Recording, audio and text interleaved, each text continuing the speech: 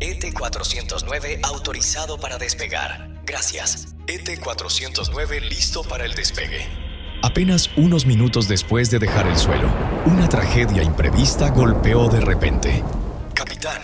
Capitán, la velocidad está disminuyendo. La velocidad del avión está disminuyendo. En medio de una furiosa tormenta, el avión era sacudido sin cesar, balanceándose salvajemente con trayectorias erráticas. Desde tierra, la voz en el control de tráfico aéreo resonaba con urgencia. Ethiopian 409 rumbo 270. Rumbo 270, vire a la derecha, rumbo 270.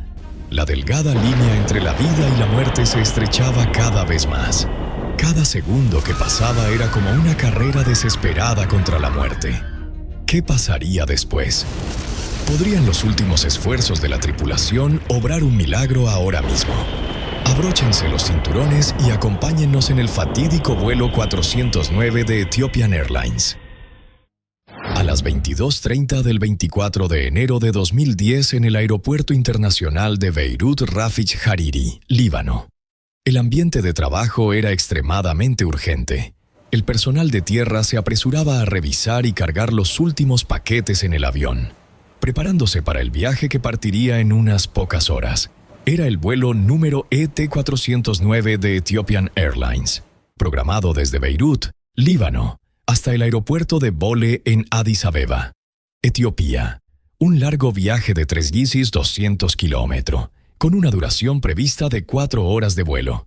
El pájaro de hierro que serviría para el viaje de esta noche era un Boeing 737NG, la tercera generación de la famosa serie Boeing 737 Classic. Se trata de un avión de fuselaje estrecho equipado con 2 motores CFM International CFM56-7B26, famoso por su alta durabilidad, una mejora del 8% en la eficiencia del combustible y una reducción del 15% en los costos de mantenimiento. Hasta ese momento, había servido durante 8 años y 7 días, una máquina todavía en pleno vigor. Sosteniendo la vida de 90 personas estaba el capitán Habtamu Benti Negasa, de 44 años, un experimentado ciudadano etíope. Había acumulado más de 10.200 horas de vuelo, de las cuales 188 eran en este mismo tipo de BC-137NG. Se unió a Ethiopian Airlines en 1989 y había dedicado casi 21 años a la compañía, pero solo llevaba en el asiento del capitán alrededor de 1 año y medio. Anteriormente, Habtamu Benti Negasa había conquistado varios tipos de aviones Boeing, incluidos los modelos 757, 767, 737-200 y más tarde el 737-800. Su historial de entrenamiento era casi perfecto, y sus colegas lo describían como una persona agradable y positiva.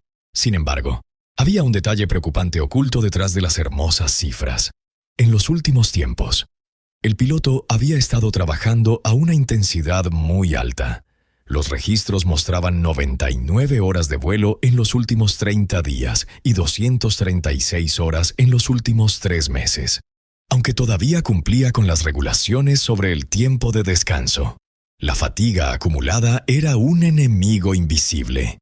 Acompañándolo en la cabina esa noche estaba el copiloto Aluna Tamerat, un joven etíope de solo 23 años. Era un novato prometedor. Recién graduado hacía aproximadamente 1 año y con solo 673 horas de vuelo acumuladas, de las cuales 350 eran en el Boeing 737-800. Durante todo su entrenamiento, los instructores siempre elogiaron el rendimiento de Aluna, considerándolo uno de los mejores cadetes. Sin embargo, había un consejo notable de un instructor: no debía interferir en el trabajo del piloto al mando si no era necesario y evitar preguntas irrelevantes. Este consejo, aunque bien intencionado, sembró sin querer una semilla para la tragedia que se avecinaba. Además de los 2 pilotos, el vuelo contaba con 5 auxiliares de vuelo y un miembro adicional de la tripulación, que se sentaría en la cabina de pasajeros para ayudar en caso de cualquier amenaza a la seguridad. Antes del vuelo, la tripulación comenzó a revisar la documentación, y las palabras en el papel ya presagiaban una noche inquieta.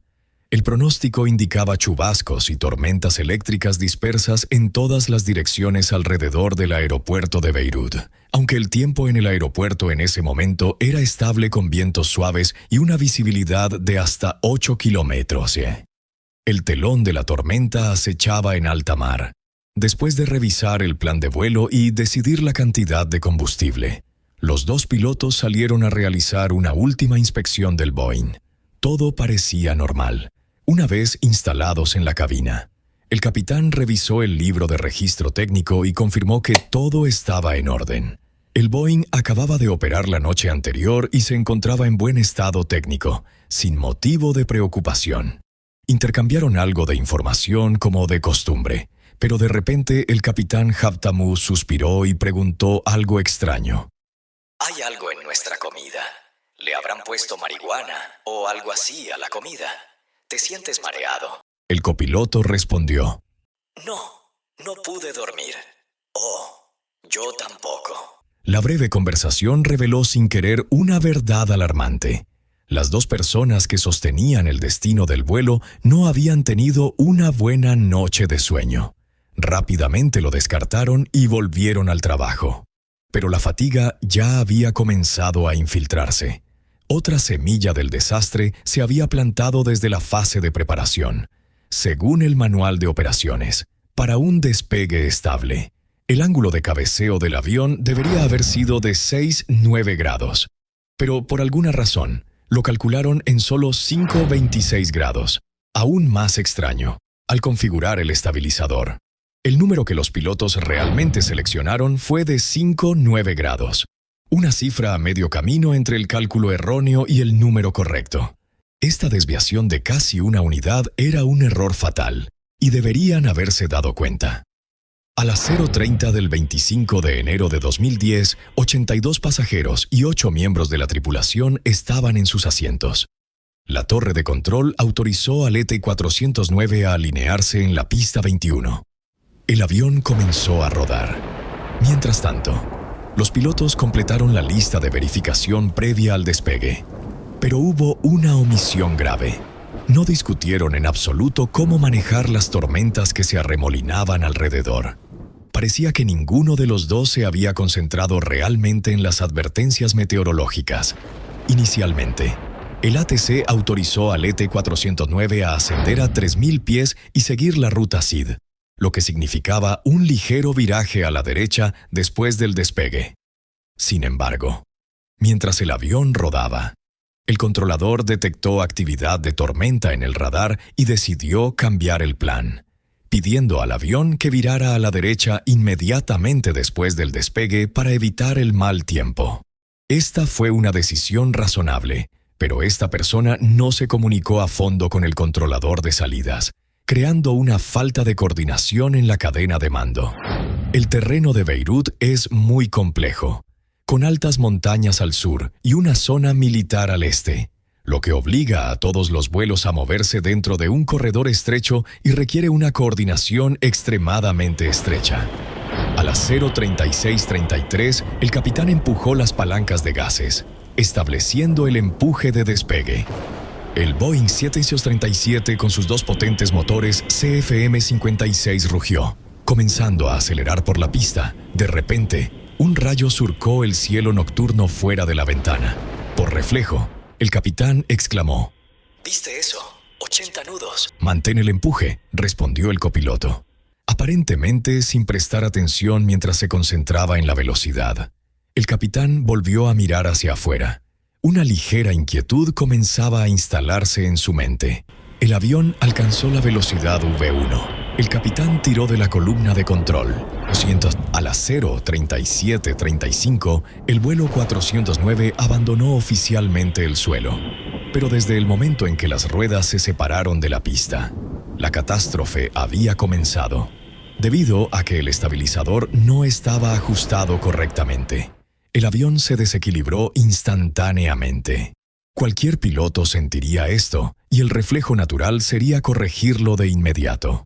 Sin embargo, pasaron 20 segundos antes de que el capitán activara el interruptor de ajuste del estabilizador, y solo lo ajustó durante menos de un segundo. de 5,9 a 6,1 unidades, todavía muy lejos del ideal de 6,9.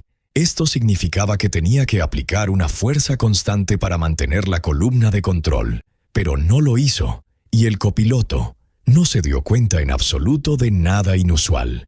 A las 0:37:39, el control de tráfico aéreo volvió a llamar, solicitando un viraje a la derecha con rumbo 315 grados. Esta era una solicitud del controlador de salidas, que no estaba satisfecho con la orden de despegue inicial. 315 Roger, respondió rápidamente el copiloto y estableció el nuevo rumbo. El capitán comenzó a dirigir el avión según las instrucciones. A las 0:38:01, cuando el avión superó los 2,000 pies, se les autorizó a continuar ascendiendo a 29,000 pies, y fue entonces cuando aparecieron las primeras señales graves de que el capitán estaba empezando a perder el control.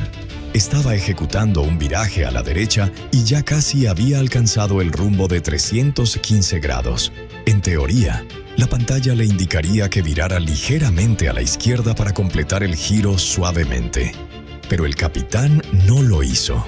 Continuó aumentando el ángulo de alabeo del avión hacia la derecha. El cielo estaba negro como la boca de un lobo, ocasionalmente rasgado por relámpagos. El Boeing volaba a través de nubes densas, quizás distraído por el tiempo exterior. El capitán no se dio cuenta de que se había desviado del rumbo. Más alarmante aún, el copiloto tampoco se dio cuenta. Estaba ocupado ajustando la radio y actualizando las nuevas órdenes, sin supervisar en absoluto las acciones del capitán. A las 0:38:35, otra llamada del ATC. ET-409 por razones meteorológicas. Siga rumbo 270 para salir de la zona de nubes. Luego a Checa. Solo unos segundos después, una alarma estridente sonó en la cabina. Bank angle, bank angle. El ángulo de alabeo del avión había superado los 35 grados. Y entonces comenzó una serie de acciones ilógicas, en lugar de mover la columna de control en la dirección opuesta para estabilizar el avión. El capitán comenzó a levantar el morro del avión, mientras empujaba la columna de control hacia adelante. Las advertencias seguían sonando, pero el copiloto, extrañamente, permaneció en silencio. No dijo nada, no tuvo ninguna reacción, contraviniendo todas las reglas de coordinación en la cabina. 210. ¿Puede repetir? El capitán parecía haber escuchado la solicitud del ATC, pero no podía recordar el rumbo exacto. El copiloto volvió a llamar. ATC. Rumbo 210, correcto. La voz del controlador estaba llena de tensión. ET-409 no autorizado. Continúe recto. Vire a la izquierda. Rumbo 270, 260. Vire a la izquierda, rumbo 270. Ah, sí. Virar a la izquierda, rumbo 270. 270 ha sido establecido. La sobrecarga de trabajo le había robado la lucidez al capitán.